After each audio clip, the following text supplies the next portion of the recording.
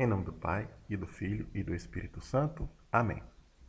Olá, pessoal! Nós vamos iniciar agora mais uma aula de termodinâmica. E o assunto desta aula é Lei Zero da termodinâmica e medida de temperatura. Como nós falamos logo no início do curso, a termodinâmica do equilíbrio, ela dispõe de 4 leis. Essas leis são chamadas assim: lei zero da termodinâmica, primeira lei, segunda lei e terceira lei. Historicamente, essas leis elas não apareceram nessa sequência. A primeira lei que apareceu foi a segunda lei, quando o Carnot tratou do problema do rendimento da máquina térmica. Mas com o desenvolvimento da termodinâmica, foi se vendo, elas foram aparecendo as leis, né? E foi se vendo que essa forma de organizar as leis é a forma mais lógica. Aí, nessas 4 leis, você tem a lei zero. É a lei zero porque a gente tem que começar, tudo que a gente faz na termodinâmica envolve temperatura. Eu acho que a gente pode dizer que a temperatura é a variável mais importante que tem na termodinâmica. E antes de fazer qualquer coisa na termodinâmica, nós temos que entender o princípio por trás da medição de temperatura. Aí entra a lei zero. A lei zero vai tratar de um conceito chamado equilíbrio térmico entre sistemas termodinâmicos.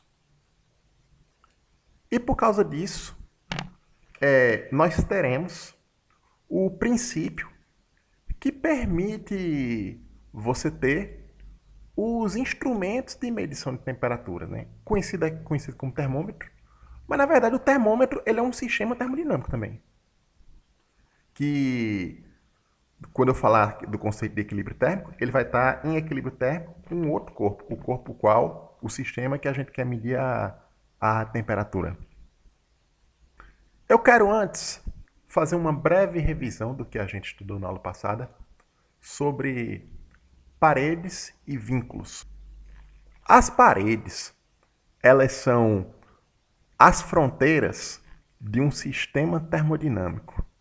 E as paredes, elas têm uma grande importância na termodinâmica, porque as paredes é que vão dizer como o sistema vai trocar energia e matéria com suas vizinhanças. Os vínculos são propriedades específicas que as paredes têm, propriedades essas que vão dizer como o sistema vai trocar energia e matéria com o meio externo. Você pode ter uma parede com um vínculo que impede a troca de matéria, por exemplo. Aí qual a propriedade do vínculo? Impedir a troca de matéria. Você pode ter vínculos, por exemplo, que permitem a troca de energia mecânica do sistema com o meio externo e impede o contato térmico. E por aí vai.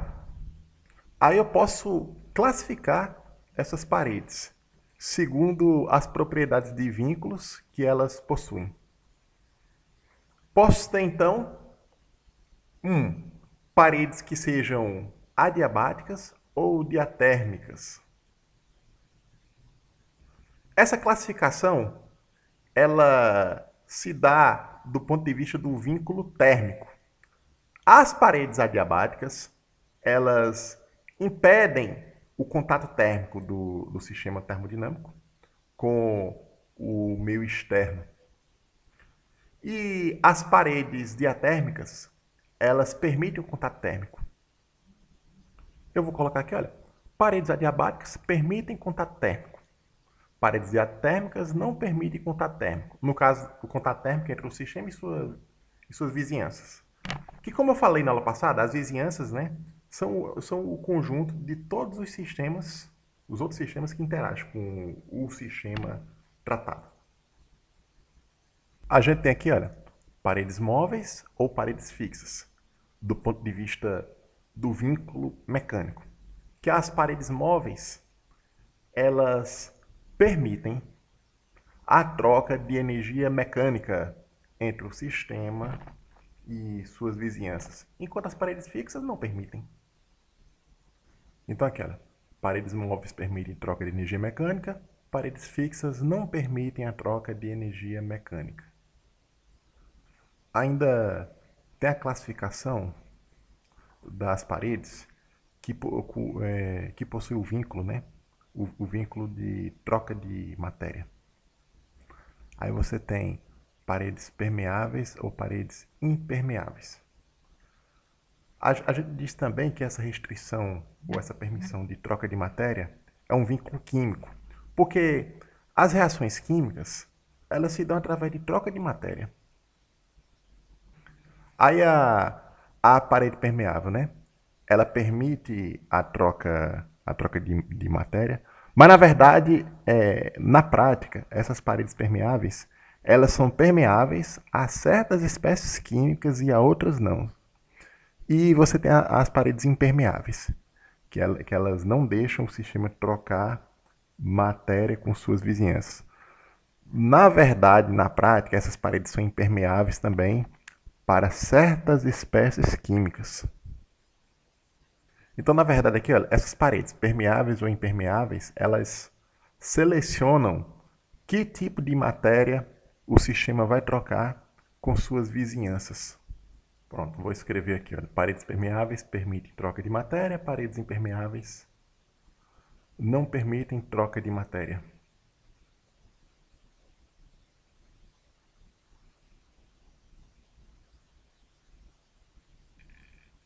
Pessoal, nós vamos falar agora do equilíbrio térmico. Pessoal, vamos observar aqui esses sistemas. Vamos pegar aqui a situação 1. Eu tenho aqui, pessoal, um grande sistema isolado. Ou seja, esse grande sistema, ele não troca nem energia, nem matéria com suas vizinhanças. E dentro desse grande sistema, eu tenho aqui sistemas individuais, A e B. O sistema A e B, eles estão separados por paredes adiabáticas, ou seja, eles não têm contato térmico um com o outro, né? E também eles vão ter entre si as outras restrições. Eles não vão trocar energia mecânica e nem vão trocar matéria um com o outro. Nesta situação, se A individualmente está em equilíbrio e B individualmente está em equilíbrio, se eles estão separados por uma parede adiabática aqui, e tem as outras restrições, as restrições mecânicas e de troca de matéria, então nós concluímos que A e B não afetam o estado termodinâmico um do outro. Ok. Isso aí não é simples de entender essa situação. Agora vamos para outra situação. Eu vou para a situação 2. A situação 2 é a mesma situação 1 com a diferença. Eu retiro essa parede adiabática, que separa os dois sistemas A e B, e coloco eles separados por uma parede diatérmica. E claro, né, eles isolados do resto do universo. Aí o que vai acontecer com o sistema A e com o sistema B? Eles estando os dois unidos por uma parede diatérmica. Neste caso, A e B vão interagir termicamente, porque a parede diatérmica ela permite um contato térmico entre os dois sistemas. Então, A e B vão interagir termicamente por um certo tempo. Esse tempo pode ser um tempo curto, um tempo muito curto, um tempo longo ou um tempo muito longo, não importa. O que importa é que ao fim da interação, quando cessar a interação térmica entre os dois sistemas, ambos vão estar em equilíbrio. E nesse estado de equilíbrio final de A e B, dizemos que A e B estão em equilíbrio térmico entre si. Aqui, pessoal, olha só. Após cessar a interação térmica, dizemos que A e B estão em equilíbrio térmico entre si. Outra observação, pessoal, é que se eu pegasse A e B separadamente, e eu digo que eu suponho que eles estão em equilíbrio térmico um com o outro, entre si, quando eu coloco eles em contato térmico, nada acontece, não tem nenhuma troca de energia. Por quê? Porque eles já estão em equilíbrio térmico entre si. A gente vai ver mais na frente, em próximas aulas, com os devidos cálculos feitos rigorosamente, que a condição para haver um equilíbrio térmico entre si, entre dois sistemas termodinâmicos, né, é que a temperatura deles sejam as mesmas. E, de fato, se você pegar dois sistemas termodinâmicos, dois corpos, com as mesmas temperaturas, e ignorar as outras interações, você só tem as interações térmicas, despreze as outras.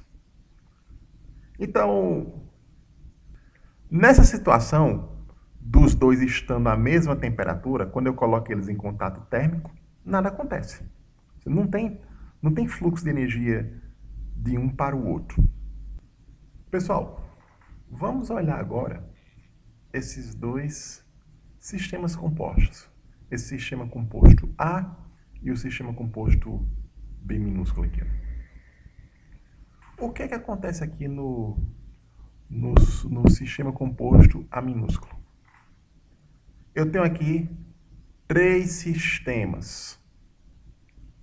Eu tenho A e B estão isolados entre si por meio de uma parede adiabática. E também tem os outros isolamentos. Tem isolamento mecânico e tem um isolamento químico.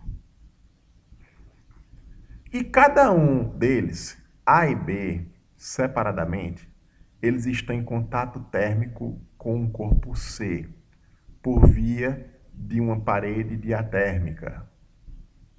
Então aqui, olha, A está em contato térmico com C e B está em contato térmico com C.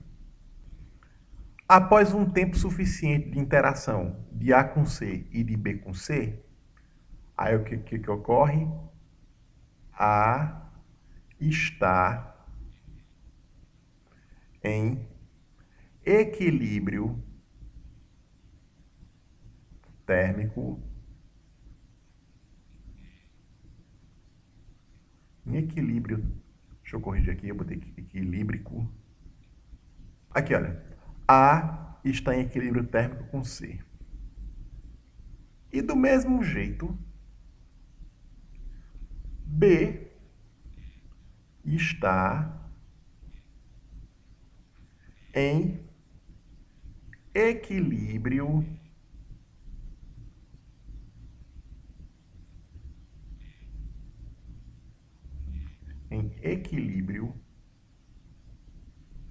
térmico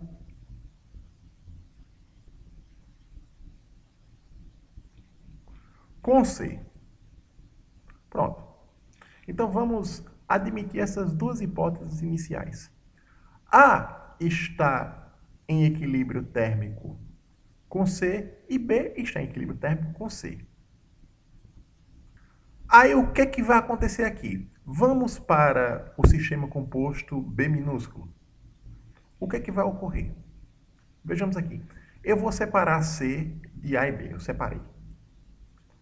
Eu isolei C de A e B. A gente pode dizer aqui que entre eles tem uma parede agora adiabática. Aí o que acontece? Eu coloquei A e B em contato agora, em contato térmico. A partir essa parede cinza aqui é a parede diatérmica. E o que é que vai acontecer aqui? Se A está em equilíbrio térmico com C e B está em equilíbrio térmico com C, o que acontecerá entre A e B? É aí, pessoal, que chegamos ao centro dessa aula de hoje, que é a lei zero da termodinâmica. A resposta é a seguinte, pessoal. Experimentalmente, se conclui que se os sistemas inicialmente estavam aqui, olha, se A e C ficarem em equilíbrio térmico e B com C também ficou em equilíbrio térmico, né? Os experimentos concluem o seguinte, que se eu botar A e B em contato térmico, através de uma parede diatérmica, nada vai acontecer entre A e B, não vai ter nenhuma troca de energia. Por quê? Porque A e B estarão em equilíbrio térmico entre si. Pronto. É isso que vai acontecer.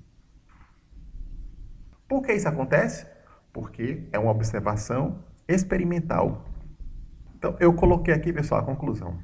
A e B, mesmo em contato térmico, não interagirão, porque estarão em equilíbrio térmico entre si.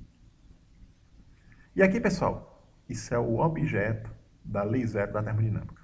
Eu vou, então, enunciar a lei zero da termodinâmica. Aí aqui nós temos o enunciado da lei zero da termodinâmica. Vamos ler juntos? Se um sistema termodinâmico A está em equilíbrio térmico com um sistema C, e se um sistema B está em equilíbrio com C, então A e B estão em equilíbrio térmico entre si. Ou seja, foi o que a gente ilustrou no desenho aqui. Olha. Vamos olhar de volta aqui. Eu tenho A que está em equilíbrio térmico com C. E tem um B que está em equilíbrio térmico com C. Então, por causa disso, A e B estão em equilíbrio térmico entre si. Pronto. Este é o conteúdo da lei zero da termodinâmica. E qual é a implicação dessa lei zero da termodinâmica? A principal implicação dela. A principal implicação da lei zero da termodinâmica é que, para saber se dois sistemas, né, eles estão em equilíbrio térmicos entre si, aliás, estão em equilíbrio térmico entre si, eu não preciso colocar eles em contato um com o outro. Basta eu ter um outro sistema, C, e saber se A está em equilíbrio térmico com C e se B está em equilíbrio térmico com C. Eu tenho, então, um sistema de referência para testar o equilíbrio térmico entre dois sistemas. É aí que vai entrar em cena o que nós chamamos de termômetro. O termômetro também é um sistema termodinâmico, um sistema de referência, né, que vai verificar a temperatura dos sistemas. E com isso, nós sabemos se dois sistemas estão em equilíbrio térmico um com o outro, por causa do termômetro. Se o termômetro tiver em equilíbrio, por exemplo, com o sistema A e tiver em equilíbrio com o sistema B, então A e B estão em equilíbrio, se tiver ao mesmo tempo. Com a lei zero da termodinâmica, eu posso falar agora de medição de temperatura. Antes de falar do termômetro, propriamente dito, nós vamos colocar aqui a ideia de como medir temperatura de um sistema termodinâmico. Pessoal, aqui, ó, eu tenho um sistema termodinâmico que eu vou chamar de A. Esse sistema A, ele está em equilíbrio, por definição. E, por ele estar em equilíbrio, ele tem um número mínimo de variáveis termodinâmicas que descrevem este estado de equilíbrio. Então, eu vou colocar aqui. Aqui eu tenho que variáveis? Eu vou colocar como uma dessas variáveis, né, que descreve o sistema, a temperatura. E vou colocar uma variável x1 e uma variável x2. Eu coloquei aqui 3 variáveis porque a maioria dos sistemas simples são descritos por 3 variáveis independentes. E como eu falei lá na aula de equações de estado, esse conjunto mínimo de variáveis de estado que descreve o estado de equilíbrio do sistema, elas estão relacionadas entre si através de uma equação de estado. Então aqui, olha, eu vou pegar aqui uma equação de estado.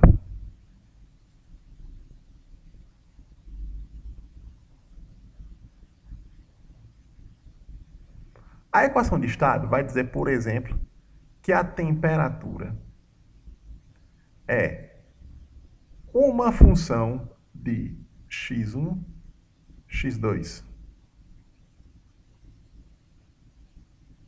E a ideia por aqui, pessoal, para obter o valor da temperatura é o seguinte. Eu fixo uma dessas variáveis aqui. Por exemplo, se fixarmos x1, temos t, que é o quê? Que é uma função de x2. Se fixarmos x2, temos que t ela é uma função de x1. Nessa primeira situação, mantendo x1 fixo, né? E se eu conseguir medir x2, o t está medido também. Eu consigo medir o t. E da mesma forma, se eu fixar o x2 e conseguir medir o x1, a gente diz que a gente consegue medir o t.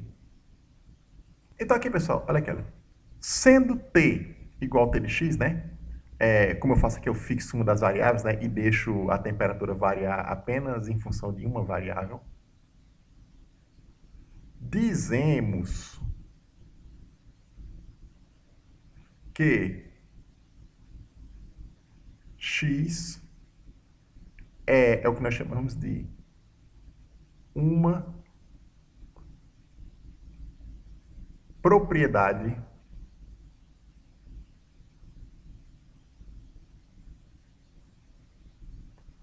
termométrica.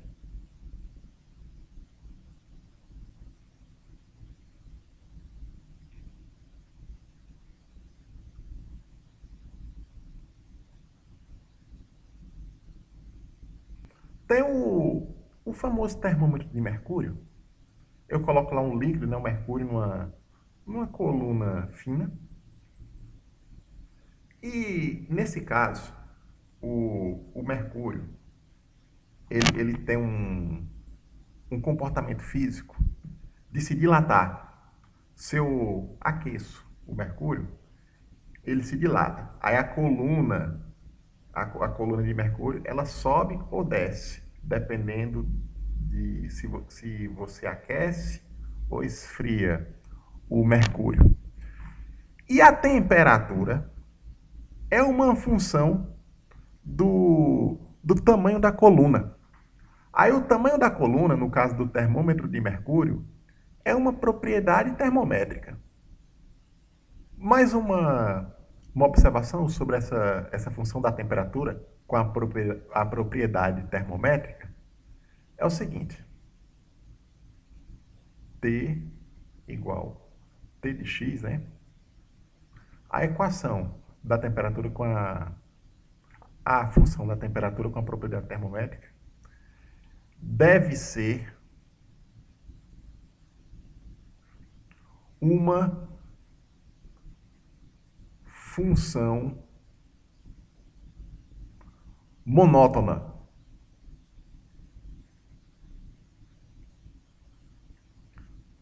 O que é uma função monótona, pessoal? Ela é uma função ou que é estritamente crescente ou estritamente decrescente. Ela não pode ter intervalos em que ela é crescente ou intervalos que ela é decrescente. Por quê? Porque se a função não for monótona, pode ter, por exemplo, uma situação que eu tenho dois valores distintos de x com a mesma temperatura. Pessoal, aí eu estou dizendo aqui que Tx deve ser uma função monótona. Aí eu vou colocar aqui outra observação. E de preferência,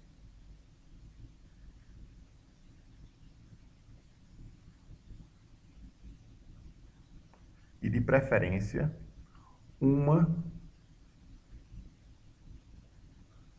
função linear dx. Ou seja, eu vou procurar certas para termômetro, né? Certas substâncias em que a propriedade a temperatura em função da propriedade termométrica seja uma função linear de x, ou seja, T igual a x. Por que que eu dou preferência a uma função linear? Porque fica mais fácil calibrar o termômetro. Por exemplo, aqui, né? Se esse x for a altura da coluna de mercúrio, para variações idênticas desse x, né? Eu tenho variações idênticas da temperatura. Assim, por exemplo, lá no termômetro, né, no termômetro de mercúrio, se eu calibro para cada centímetro da coluna de mercúrio, né, 1 grau Celsius, aí para cada centímetro eu vou ter sempre uma diferença de 1 grau Celsius, por exemplo. Aí se a função não for linear, aí para mesmo para mesmo tamanho de colunas, né, eu posso ter diferentes temperaturas, diferentes variações de temperaturas. Pessoal, imagina aqui, olha, que eu tenho um tubo aqui e dentro tem uma substância, um líquido. Por exemplo, mercúrio.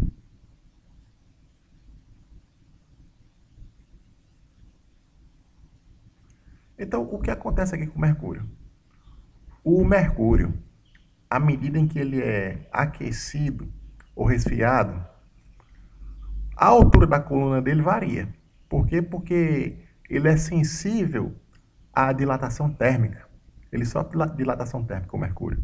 Então, se ele aquece, essa coluna de mercúrio, ela sobe. E se ele resfria, essa coluna desce. E a gente pode estabelecer, num regime de temperaturas usuais, o seguinte. Como aqui ele tem a dilatação, né? Eu posso estabelecer, relacionar a temperatura com a altura aqui da coluna. Aí aqui, olha, eu tenho isto aqui. T igual a x, onde A é constante. No caso aqui, eu vou mudar a letra. Eu vou colocar um... Eu vou chamar aqui de L. Pronto.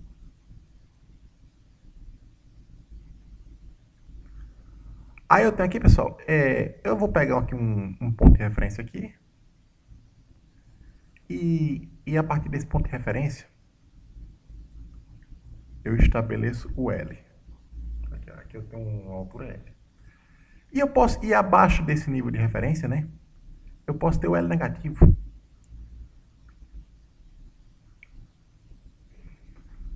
Aí eu preciso encontrar esse A. Encontrando o A, eu consigo calibrar o termômetro. Aí como é que eu encontro esse A? Vamos aqui, pessoal. Vamos aqui traçar um gráfico. Vejamos. Aqui, pessoal, eu tenho um gráfico aqui que corresponde a como T varia com L. Sendo T em função de L uma função linear, né? Então o gráfico vai ser desse tipo aqui, ó. Vai ser uma reta.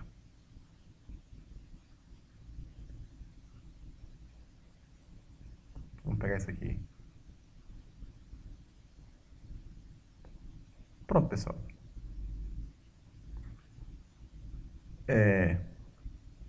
Aqui, esse A é o coeficiente angular dessa reta aqui. Aí, para determinar esse A, eu só preciso de 2 pontos da reta. Aí eu tenho que estabelecer 2 pontos de referência, 2 temperaturas de referência para eu ter o valor de A. Aí eu vou escolher essas 2 temperaturas de referência como sendo o ponto de fusão da água na pressão atmosférica e o ponto de ebulição da água na pressão atmosférica. Aí, quanto vale a temperatura do ponto de fusão da água? Eu vou calibrar esse termômetro aqui de forma que, quando ele estiver em contato térmico com a água no ponto de fusão, esse nível desça para cá, para o L igual a zero. Aqui. Pronto. Isso aqui vai ser o ponto de fusão da água. E vou dizer isso, que nesse ponto de fusão da água o L é zero. E então, a temperatura vai ser zero. Aí eu vou colocar aqui, olha, o zero. E vou fazer a temperatura, que corresponde ao ponto de ebulição, eu vou arbitrar como sendo... Ela vai ser uma temperatura. Eu vou escolher como sendo 100 unidades. Então aqui, olha, eu vou fazer o seguinte, eu vou dizer que T igual a zero. Isso aqui é ponto de fusão da água.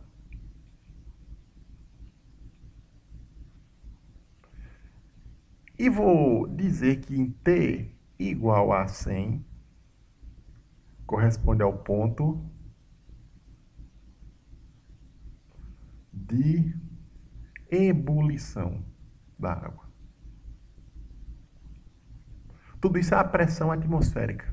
O que vai acontecer aqui, pessoal? Eu tenho a temperatura que eu chamei de 100, que é a temperatura de ebulição da água, em unidades aqui que eu estou definindo. Aí aqui ele tem um L correspondente. Vou chamar de L de 100.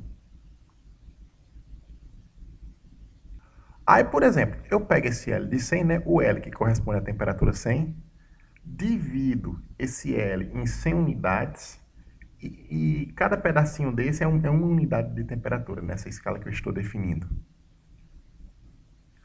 Aí aqui, olha, o A é igual a 100 dividido por L100. Aí fica definida a minha escala de temperatura. T igual, aqui, 100 dividido por L100 vezes L. Pronto. Aí dessa forma aqui eu meço minha temperatura, medindo o L correspondente. Aí o que eu faço aqui então? Eu graduo aqui, eu faço a graduação do termômetro. Aí eu estabeleço aqui o tamanho da unidade. Aí eu pego, como eu falei, o L100 divido por 100. Aí cada pedacinho eu atribuo a um... no caso aqui, eu vou chamar essa unidade de grau Celsius. Aí eu tenho 1 grau Celsius. Aí 1, 2, 3, etc. Aí eu calibro o meu termômetro. Aí eu posso fazer assim, pessoal. Olha, aqui é a coluna, né? A coluna do líquido. Aí eu posso graduar. Agora posso fazer assim. Eu pego aqui. Aí estabeleço aqui, olha, as escalas e as unidades. Aí eu tenho meu termômetro.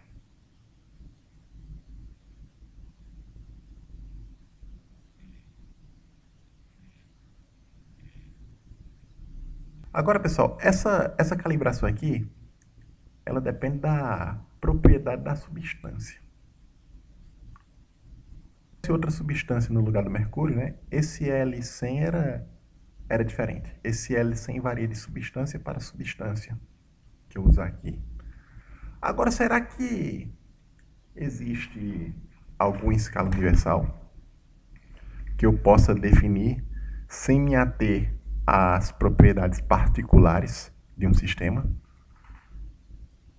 Pessoal, vamos agora falar do termômetro de gás.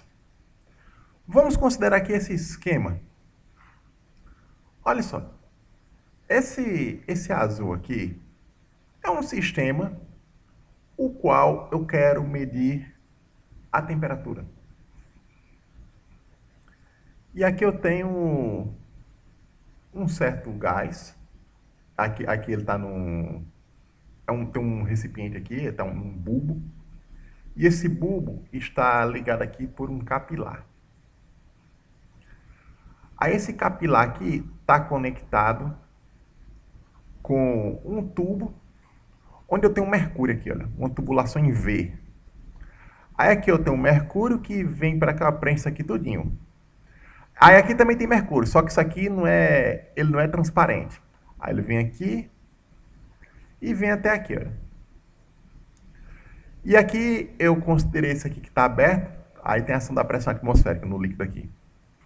Aí o que acontece?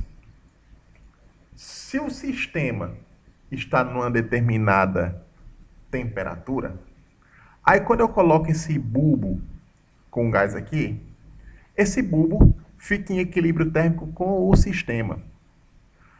Aí, então isso aqui tem uma temperatura correspondente. Essa temperatura aqui vai ser a mesma temperatura do sistema. E por ter uma temperatura, por ser um gás, isso aqui vai ter uma pressão no gás. Aí essa pressão é transmitida através do capilar para o mercúrio. Aí o que é que acontece no gás, pessoal? A temperatura do gás, ela é uma função da sua pressão, do seu volume. O que eu posso fazer aqui? Se eu determino uma pressão e um volume, eu determino a temperatura. Aí o que eu faço? Aí eu vou fixar uma dessas duas variáveis aqui. Aí eu vou colocar aqui, olha. Fixando-se P, temos T é igual ao quê? T de V. Aí eu vou botar aqui o o índice P para dizer que ele é fixo. Aí, neste caso, quando eu fixo P, o V fica sendo uma propriedade termométrica. Ou eu posso fazer também diferente. Fixando-se V, eu tenho aqui que o T ele é uma função de P. Aí eu vou botar o índice V aqui para dizer que o V é fixo. Aí, nesse caso, a propriedade termométrica é a pressão. Então, para eu usar o gás como um termômetro, eu posso fazer assim ou assim. Eu posso considerar P fixo, ou seja, um termômetro de gás a pressão fixa, ou um termômetro de gás a volume fixo. A forma mais prática no laboratório para a gente fazer um termômetro de gás é manter ele a volume fixo. Porque no laboratório é bem mais fácil medir a pressão. Então, o que é que nós vamos fazer aqui? Olha, nós vamos escolher esta forma aqui, manter V fixo.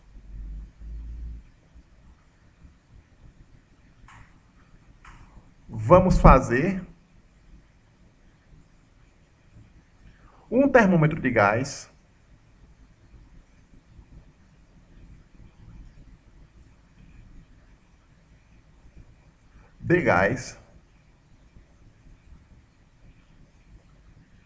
com V fixo.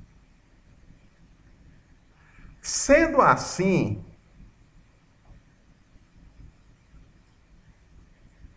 a pressão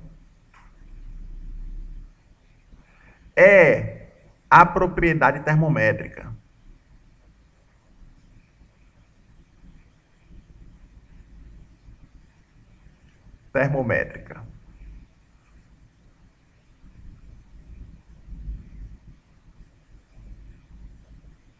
Pronto. Aí, nesse caso aqui, o T vai ser o quê?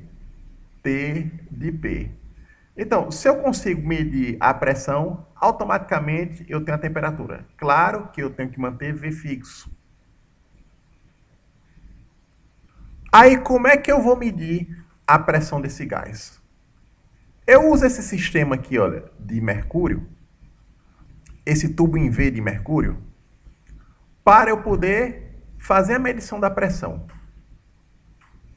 O gás transmite a pressão aqui, olha, aqui para o mercúrio, né?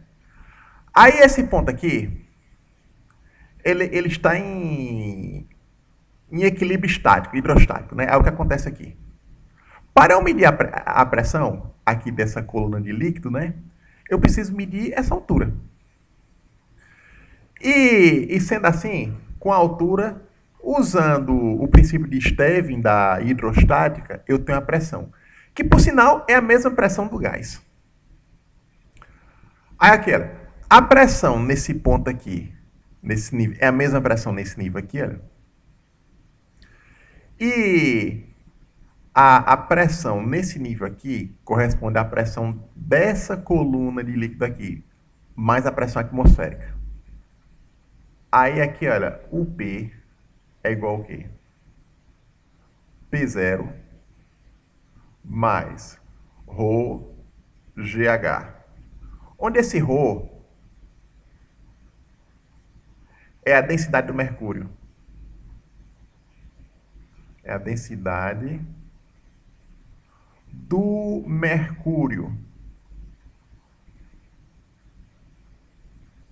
Esse G é a aceleração da gravidade.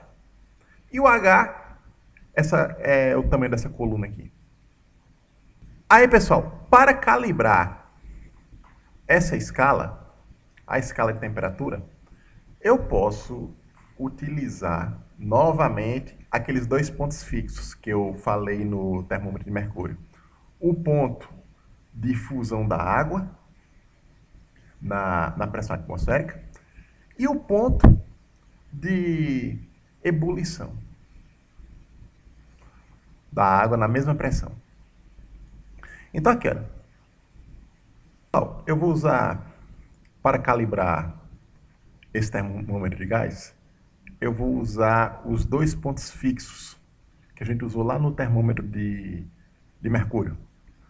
Esse TV aqui, que é a temperatura usual de ebulição da água, e o TG, a temperatura usual de fusão do gelo, ou seja, a temperatura que o gelo se derrete. A temperatura usual que eu digo é a temperatura no regime de pressão atmosférica, que na escala Celsius, o TV é 100 graus Celsius, e o TG, 0 graus Celsius. Pessoal, então aqui nós temos este gráfico aqui, que é o seguinte. Vamos explicar aqui o que é. Isso é uma curva típica experimental de quê? Desse PV com PG, a volume fixo, né, em função desse PG. O que é isso? Vamos tentar explicar aqui, olha. Esse PV, vamos aqui, olha, é a pressão desse gás correspondente ao ponto de ebulição da água. E o PG, ele é o quê? É a pressão desse gás correspondente à temperatura de fusão do gelo. Aí a gente faz um gráfico da razão PV sobre PG, a volume fixo, né? Em função do PG, da pressão que ocorre no ponto de fusão. Aí esse gráfico é traçado na seguinte situação. Você tem duas curvas aqui, olha. Essa curva, esse aqui, olha, é quando neste bulbo nós colocamos um gás A. E essa outra curva aqui, ela corresponde ao bulbo quando eu coloco um gás B. Aí o que são esses N's aqui? Esses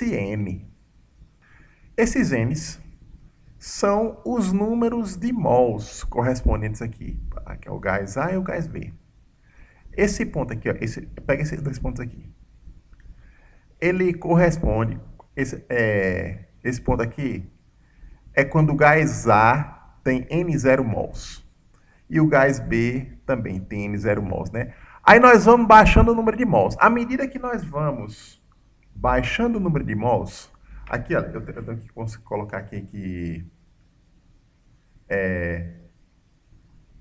N1, aliás, N0 é maior do que N1, que é maior do que N2, maior, etc., até chegar em 0. Então, o que vai acontecer aqui? Ó? Nós vamos testando a ocupação do gás aqui para diferentes números de mols. Então, por exemplo, eu considero o gás A com um certo número de mols iniciais. Aí depois eu substituo esse gás aqui pelo mesmo gás A com menos mols. E vou diminuindo o número de mols. Vou diminuindo cada vez mais o número de mols. A mesma coisa eu faço no gás B. Então, o que acontece quando eu vou diminuindo o número de mols? Eu vou considerar o gás cada vez mais rarefeito. Aí eu tenho aqui, olha, o comportamento típico aqui de retas. Aí o que acontece? Eu vou diminuindo o número de mols, aí eu tenho esses pontos aqui, olha. Aí eu posso calcular o ponto de interseção dessas retas.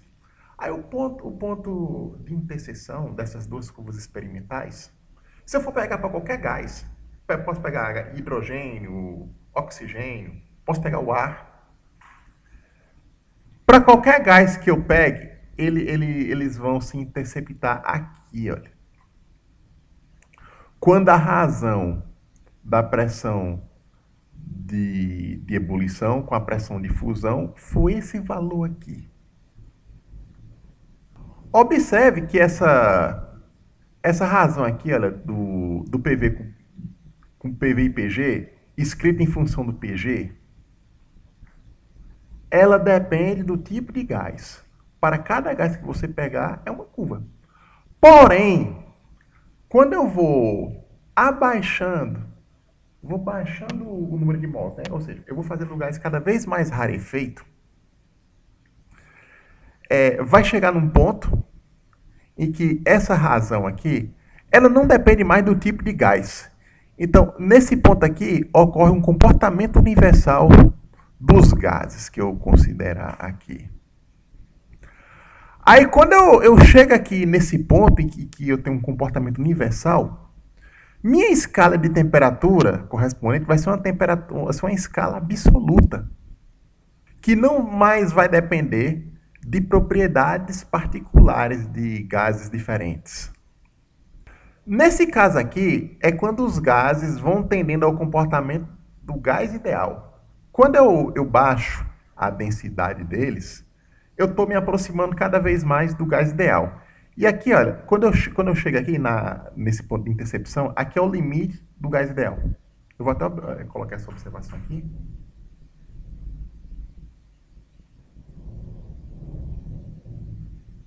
Limite de gás ideal.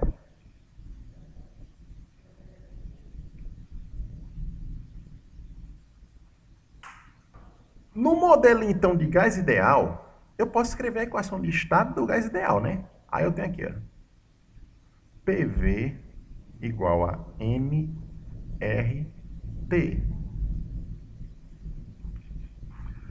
Aí eu posso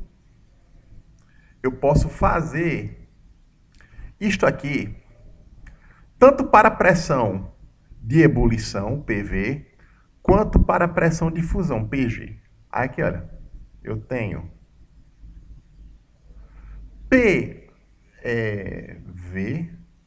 esse V minúsculo representa o vapor, que é onde ocorre a ebulição. O V maiúsculo é volume. Aí aqui, o V, como o volume é fixo, né, ele é V. Aqui é o número de mols. Quando eu testo aqui, tanto para PV como para PG, né, o número de mols é fixo. Aqui tem o R, que é a constante universal, e o TV. Aqui eu posso fazer também para o PG.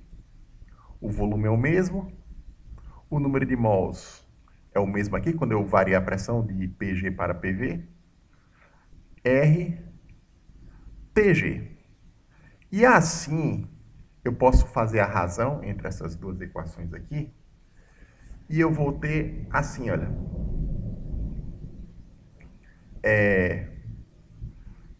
PV sobre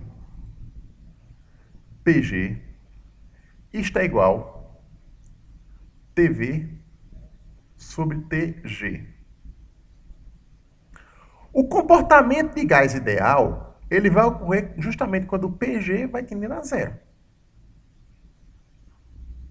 A pressão de fusão vai tendendo a zero. Sim, pessoal, posso fazer o seguinte, eu posso fazer aqui, olha, PV sobre PG. Isso aqui é igual TV sobre TG, que é igual a 1,3661. Isso aqui, no limite em que PG vai a zero.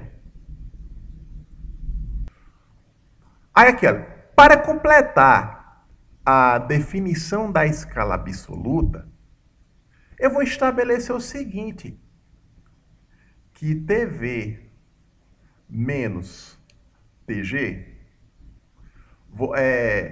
eu vou dizer que isso aqui é 100, igual a gente fez na escala Celsius. E essa escala absoluta, a gente também chama de escala Kelvin. Aí eu vou colocar aqui, ó, 100K, para dizer que é 100 Kelvin.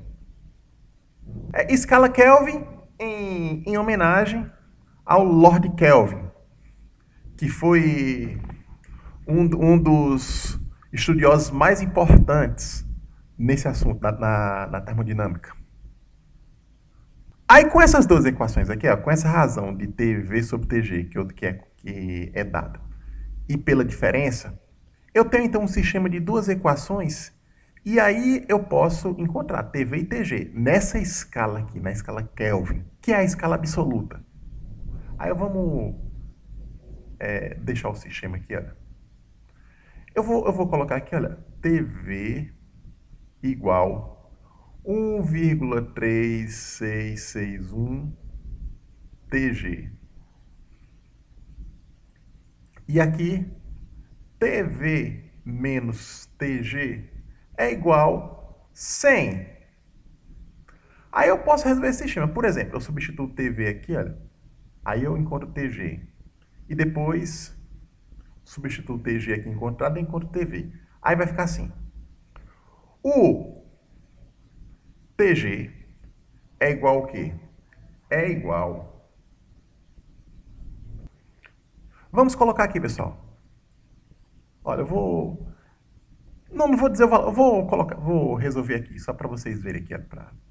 Aqui, olha. Se eu botar o TV aqui, vai ficar... Assim, olha. 1,3661 TG menos TG, isso aqui vai ser igual a 100.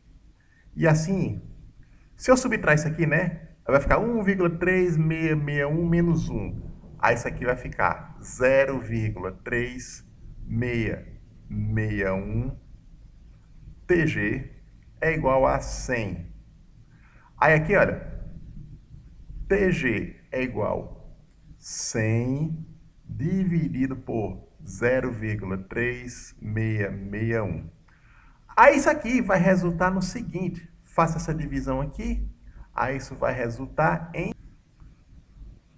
273,15 Kelvin. Essa é a temperatura de fusão da água na escala Kelvin. Aí o TV, claro, é só somar com 100, é igual a 373,15 Kelvin. 373,15 kelvins. Vamos pegar de novo aqui, pessoal, a equação lá da definição da escala. Eu tenho aqui PV sobre PG aqui no limite em que PG tende a zero. Isso aqui é igual, olha, TV sobre TG. Agora, imagina que no lugar da temperatura de ebulição, eu tenho uma temperatura qualquer. Para T qualquer, temos... Aqui, olha, eu tenho que T dividido por TG é igual ao quê? É o limite quando PG tende a zero de quê?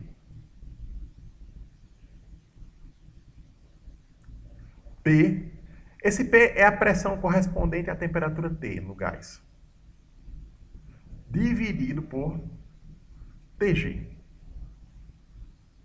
Aliás, perdão, PG. Deixa eu corrigir aqui. PG. Assim, pessoal, a temperatura pode ser escrita assim, ó, T é igual. Esse TG é 273,15. 273,15 0,15 vezes o limite quando PG tende a zero de quê? P sobre PG. Olha só, essa escala aqui, ela não depende de propriedades particulares do gás que eu utilizo. Isso, como eu falei, isso é uma escala absoluta. Ela é uma escala universal. A única coisa que ela depende aqui é só de um ponto fixo. De um ponto fixo padrão. Aí, isso aqui corresponde, como eu falei, à temperatura de ebulição do gelo. Só que hoje, nos dias de hoje, né, nos tempos atuais, no lugar da temperatura de fusão do gelo, nós utilizamos um outro ponto fixo, que é a temperatura do ponto triplo da água. Então aqui, pessoal, olha, o ponto fixo adotado atualmente, temperatura do ponto triplo da água. O que é esse ponto triplo da água? Vamos colocar aqui, pessoal, vou fazer um esboço do diagrama de fases da água. Pessoal, olha aqui, nós temos um diagrama de fases da água, que esse diagrama de fase, ele tem ali a informação de todas as fases da água e da coexistência de fases. Aí aqui eu tenho a pressão que está em atm, em função da temperatura aqui. Aqui a escala está em graus Celsius. Aí aqui, olha, esse 1 aqui corresponde à pressão atmosférica, que é 1 atm. Aí nessa região aqui, corresponde à fase líquida, aqui a fase sólida e aqui a fase gasosa da água. E essas curvas correspondem a quê? Essas curvas correspondem a regiões de coexistência de fases. Por exemplo, essa curva aqui, olha, ela corresponde à coexistência entre a fase sólida e a fase líquida. Na pressão atmosférica, eu tenho isso aqui, olha, tem esse ponto aqui. Aí aqui a temperatura de zero, né, que corresponde à fusão do gelo em graus Celsius. E aqui é a pressão que ocorre. Aí se eu for, pessoal, manter essa pressão fixa, e eu vim para cá, olha, aqui, pessoal, eu tenho a curva de coexistência da fase líquida e a fase gasosa. Aqui, ó, a coexistência entre a fase líquida e a fase gasosa. Aí aqui, por exemplo, olha, se fosse manter essa pressão fixa em uma atmosfera, que é a pressão atmosférica, né? Aí aqui, pessoal, eu teria, por exemplo, a temperatura de 100 graus Celsius. E ainda, pessoal, eu tenho uma outra curva aqui, que é a curva de coexistência entre a fase sólida e a fase gasosa. Aqui, olha, essa curva aqui, ela ocorre para pressões bem baixas.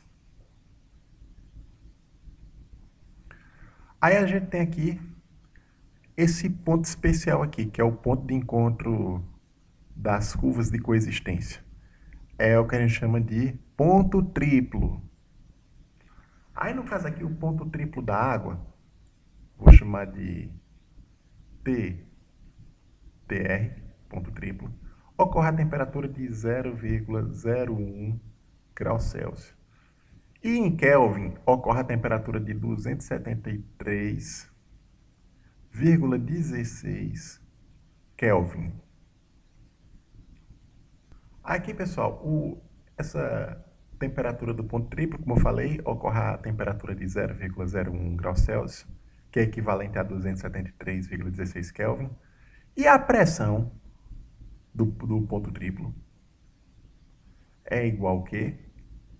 É isso aqui, olha. Esse valor, 0,006 atm. Um valor muito baixo. Aqui, ela fica aqui, olha. Claro aqui que esse gráfico ele tá fora de escala, porque é só para ilustrar essas propriedades aqui do diagrama de fases da água. Assim, pessoal, eu coloco então a temperatura da escala Kelvin, definida dessa forma aqui, olha. 273,16 Kelvin. E aqui, ó, boto o limite quando PG tende a zero. De quê? De P sobre PG. Pronto, pessoal. Então, isso aqui fica sendo a definição da temperatura absoluta, a escala Kelvin, usando como ponto fixo para calibrar essa escala a temperatura do ponto triplo da água. E ainda acontece outro fenômeno aqui na água, vale a pena comentar essa curiosidade, que essa curva de coexistência do líquido vapor, ela acaba aqui num certo ponto, que a gente chama de ponto crítico.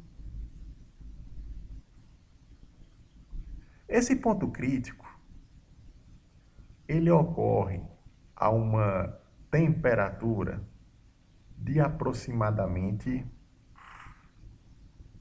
374 graus Celsius.